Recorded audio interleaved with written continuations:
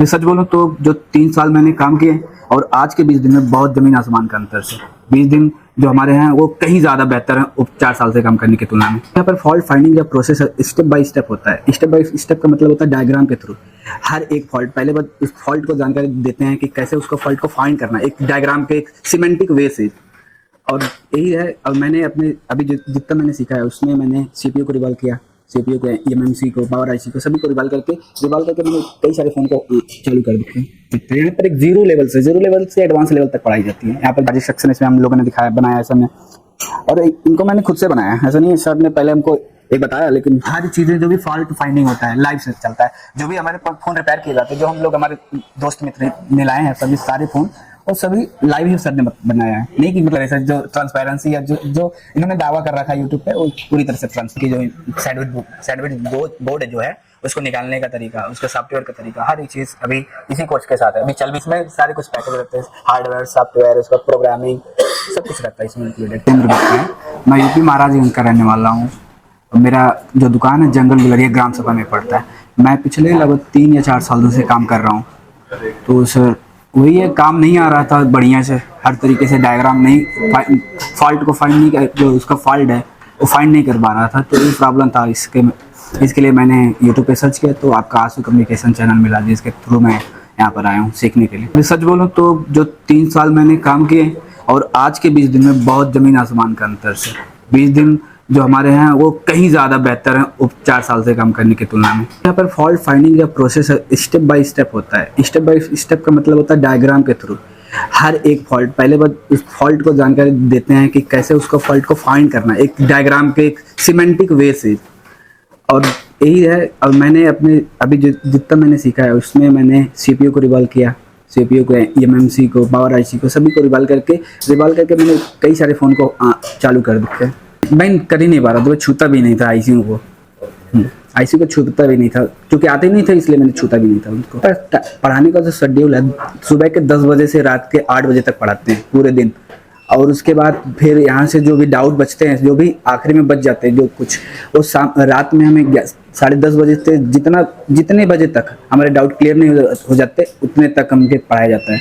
जितने भी डाउट बचे हैं वो सिर्फ डाउट सेशन ही होता है रात को तक। यहाँ पर एक जीरो लेवल से एडवांस लेवल तक पढ़ाई जाती है। यहाँ पर जो फ्रेशर बिल्कुल भी एक मोबाइल की जानकारी नहीं है उसको एक नए जॉब अपॉर्चुनिटी के रूप में यहाँ पर पढ़ाया जाता है, ताकि वो भी अपना खुद का शॉप ओपन कर सके या फिर कहीं पर जॉब कर पाए। तो मैंने जो यहाँ पर डायग्राम बताया गया जिसमें चार्जिंग सेक्शन है, लाइट सेक्शन है, पावर आईसी है, हर चीज़ का उसमें सेक्शन वाइज में सर ने हमको डायग्राम बताया है, जिसमें मैंने कई सारे डायग्राम बनाए हैं।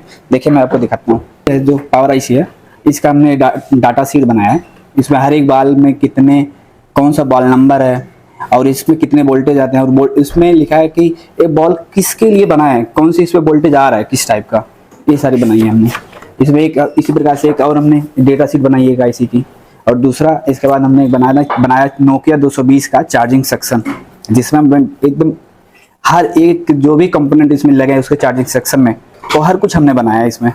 जैसे एंड्रॉइड का चार्जिंग सेक्शन इसमें हम लोगों ने दिखाया बनाया है सर ने, और इनको मैंने खुद से बनाया है, ऐसा नहीं है सर ने पहले हमको एक बताया, लेकिन इसको हमने फिर से बनाया है। सेक्शन के ऊपर निर्भर करता है। मान लीजिए हमने अब कोई कैपेसिटर निकाल लिया तो शायद सेक्शन पूरा हो सकती है, लेकिन उसमें कुछ इशू आ सकते हैं, जैसे कि उसका जो वोल्टेज का फिल्टरेशन होता है, उसका प्रोटेक्शन है, वो दिक्कत में आ सकती है। लेकिन अगर हमने रजिस्टर निकाल लिया उससे हमारा जो सर्किट है वो कंप्लीट नहीं होगा और हमारा सेक्शन वर्क नहीं करना। पहले बात तो हमें डायग्राम का नॉलेज ही नहीं था, कैसे फाइंड करना, बस इतना मालूम था वी बैट में जो हमारा वी बस का वोल्टेज आता है 5 वोल्ट, वो जाना चाहिए वी बैट पे 4 वोल्टेज, बस यही चेक करना था। बीच में नहीं आ रहा तो आईसी दिक्कत है, बस यही बता के, अगर नहीं आईसी समस्या तो बता देते थे आईसी नहीं बन रही है या फिर कुछ ऐसा समझ में आता ना। आईसी के हमको हर एक आईसी के बारे में पर्टिकुलरली नेम पता है, उस आईसी का वर्क पता है, क्या करने वाले हैं। अगर हमको पता हो गया कि चार्जिंग सेक्शन में इतनी सारी आईसी आती हैं तो हर एक आईसी का, जैसे ओवीपी हो गया और एक होता है डीसी टू डीसी आईसी होता है, उसका हर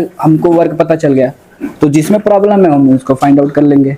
ओप्पो एक हाइपर्स का चार्जिंग सेक्शन हमने बनाया है, बैकलाइट का डायग्राम हमने बना रखा है। इसमें देखिए सिर्फ वोल्टेज चेक करना आता था हमको, वोल्टेज क्या कैसे इसमें वोल्टेज आने चाहिए, नहीं जा रहे तो भी किसी तरीके से देखते थे कंटिन्यूटी आ रही है कि नहीं आ रही है, बस यही सब कर पाते थे। डीप लेवल में नहीं जा पाते थे, डीप लेवल में जानकारी हमको थी नहीं, तो इसलिए ग्राफिक सेक्शन है, रेडमी 6A का ग्राफिक सेक्शन हमने बनाया। उसमें ग्राफिक में क्या क्या होते हैं, ग्राफिक के बारे में सारा कुछ हमने लिखा है। इसमें नोट 8 प्रो का ग्राफिक सेक्शन, इसमें ग्राफिक सेक्शन के साथ LCD लाइट की भी सेक्शन हमने बनाई। इसमें ग्राफिक सेक्शन है, इसमें जितनी भी लाइनें आती हैं ग्राफिक सेक्शन में, जो काम करने के लिए उनको जलने के लिए जितनी भी लाइनें आ रही, वोल्टेज आ रही है, हर एक लाइन के बारे में हमको पता चल गया। इस बार सही में काम करना है आपको, जानकारी एक एक वोल्टेज का, एक लाइन का जानकारी चाहिए आपको कि कौन सी लाइन आ रही है, कौन सी लाइन जा रही है। तो आपको डायग्राम बिना नहीं कुछ कर पाओगे, बिना डायग्राम के। डायग्राम आपको जानकारी होनी चाहिए डायग्राम की, अगर नहीं है तो आप नहीं कर पाओगे। मेरे हिसाब से जानकारी नहीं थी मुझे। अभी आज के टाइम पे मैं सभी को बता सकता हूँ कि कौन से कंपोनेंट इसमें लगे हैं, कौन सा कैपेसिटर है, कौन सा रजिस्टर है, कौन सा मॉसफेट है, हर कुछ मैं बता सकता हूँ। इसमें ट्रांजिस्टर, इसमें हर एक पर्टिकुलरली हर एक आईसी का, इसमें कई सारे में फ़ोन में होते हैं 2-2 अब पावर आईसी लगे होते हैं, 2-2 चार्जिंग आईसी लगे रहते हैं। तो हर एक आईसी का मैं अभी वर्क बता सकता हूँ, उनमें कैसे वोल्टेज जाती है। जो फॉल्ट फाइंडिंग होता है हमारे सर जो बताते हैं, इसमें रहता है कि एक स्टेप बाय स्टेप, इसमें हर एक तरीके, अगर कोई चीज़ें लग रहा है कि बच्चों को बतानी चाहिए एक स्टेप को, डीपली उसके बारे में पहले बताते हैं थ्योरी, उसके बाद हमको जाके प्रैक्टिकल कराते हैं कि कैसे उस वर्क कर रहा है, कहाँ से वोल्टेज कहाँ जा रही है, कहाँ से कहाँ जा रही है, यही हर चीज़ स्टेप बाय स्टेप। हर चीज़ें जो भी फॉल्ट फाइंडिंग होता है लाइव से चलता है, जो भी हमारे फ़ोन रिपेयर किए जाते हैं, जो हम लोग हमारे दोस्त मित्र ने लाए हैं सभी सारे फ़ोन, और सभी लाइव ही सर ने बनाया है, नहीं कि मतलब कहीं दूसरी जगह से बना के लाया उसके बाद हमको बताया, ऐसा कुछ नहीं है। जो भी फ़ोन है सभी हमारे सामने ही रिपेयर होते हैं।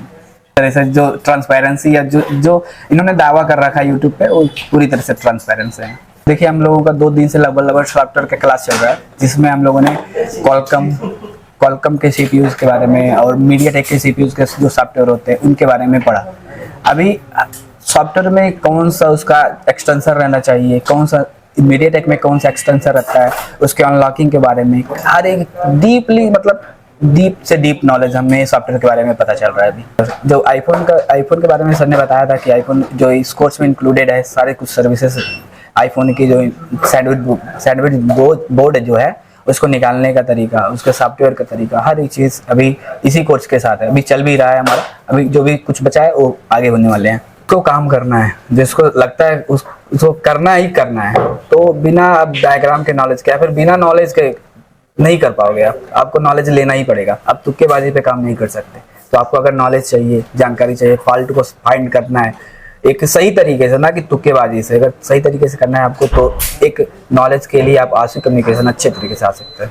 इसमें सारे कुछ पैकेज रहते हैं, हार्डवेयर, सॉफ्टवेयर, उसका प्रोग्रामिंग, सब कुछ रहता है इसमें इंक्लूडेड।